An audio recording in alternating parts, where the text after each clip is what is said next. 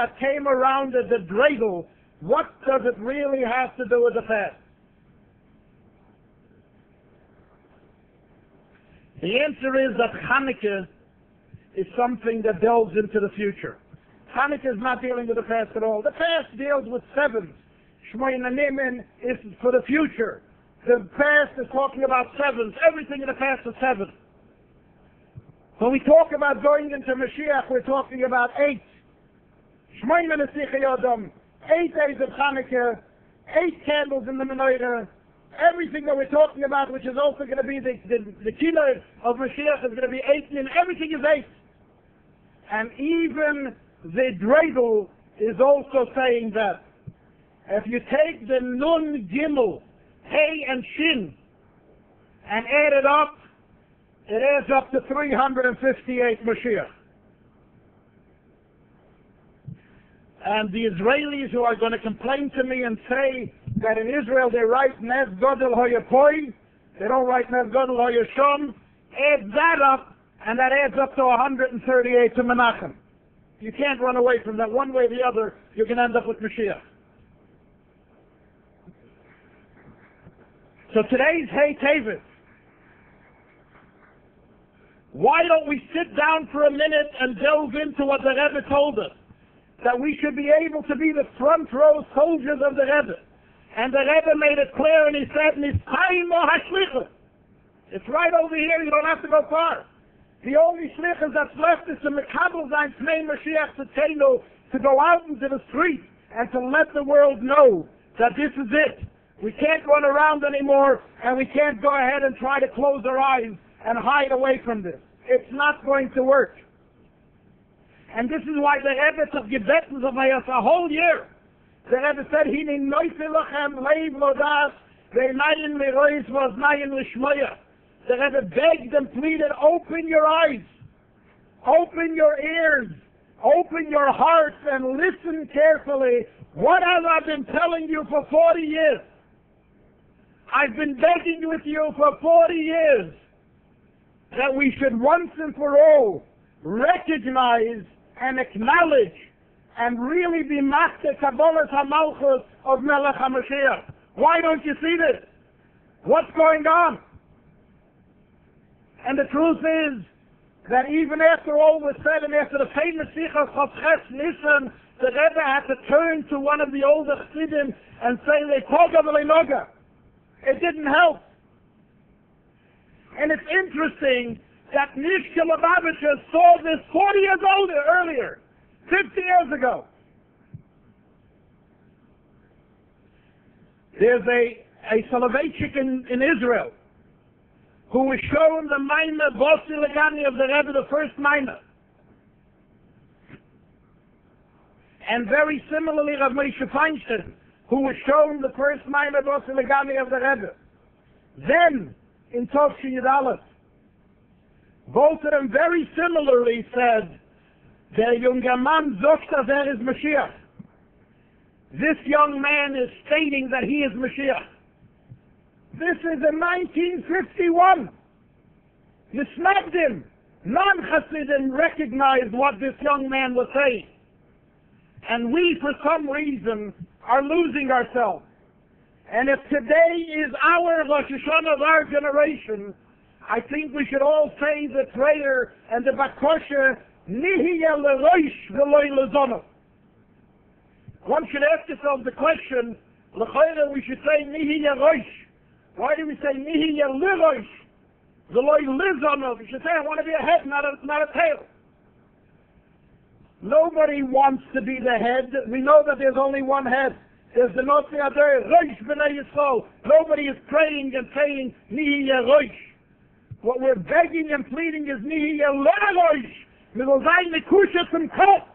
We should be connected and understand what the Rebbe wants from us, because if not, we're connected to the Znobim, to the tails, to the, pardon my French, to the Schwent that don't have a backbone of their own, who get lost in the whole hoo-ha of life, in the hustle and bustle of the world, and are afraid, God forbid, that nobody should call us Mishachisten.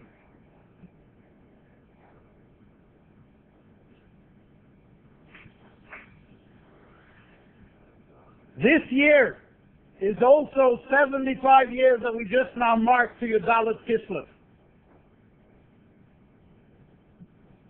That's a day that the Rebbe said clearly that this is a day that connects him with us and us with him.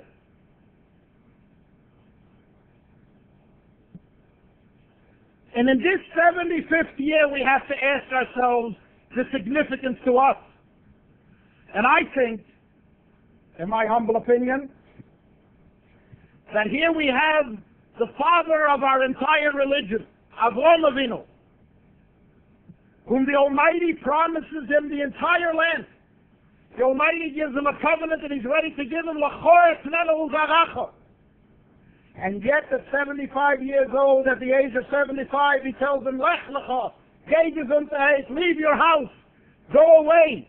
You don't have the land. It's not really yours now, down the road, but it's not yours now.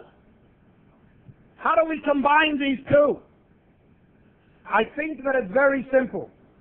The Rebbe told us also that in order to conquer the world, in order to see what we need to see in this world, in order to bring the world that the darkness should actually become light, not that we should make light next to the darkness, but the darkness itself should start lighting up. The Rebbe said, Lech lecha, we have to leave our comfortable and convenient homes. We must go out into this big world, and we must bring these people in. And as it says by Avraham Avinu, the reason he had to go out into Golus was because of Avraham Avinu was the epitome of chesed, of loving kindness.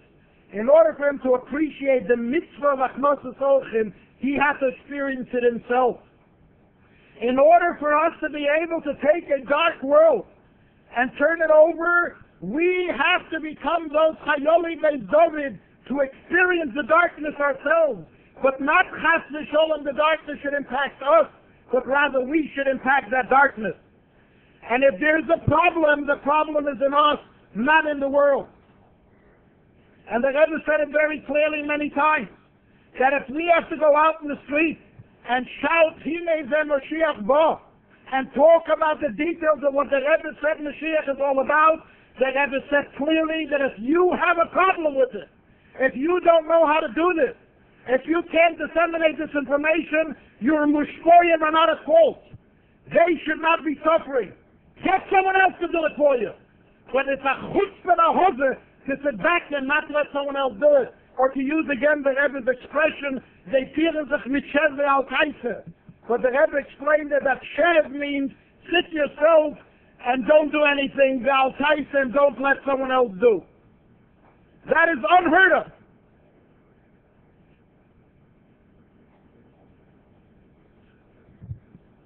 The only reason that anybody can have problems with going out in the street, following the Rebbe's commandment to us, literally command as the chief of staff, as the Rebbe said, or the expression, would tell somebody to go out and do.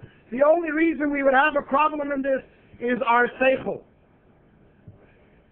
Only Kopmenschen have problems. It's interesting. I don't see any Baalei Tshuva around Lubavitch having a problem with Mashiach or going out in the street and having something. Only the größte Kopmenschen, or as the Rebbe would call them, the Spitz Chabadnikis, those are the ones that have problems. How could you do it? Without hitting them with COVID, we have to be careful. I mean, after all, maybe there's going to happen this, maybe it's going to happen that. The Rebbe also knew this. The Rebbe also knew the Allergrößte Kopmenschen. And we have to remember that our human body is nothing more than a carburetor. For a carburetor to function properly, you have to have fuel and you have to have air. Let us translate this in seichel and in midas. There are times that you need strictly seichel. Try to fulfill the mitzvah of limud HaTorah without the seichel, without the fuel. It's not going to work. You need your head. On the other hand, try to fulfill the mitzvah of Mesiras Nefesh with seichel. It's impossible. And just like by a carburetor, if you put too much fuel when you need air or too much air when you need fuel, you choke the engine. The car comes to a halt. To a lot of people, unfortunately, I keep on hearing this. I travel, I come into Crown Heights. The car is at a halt. We're not going anywhere. The car is not going forward.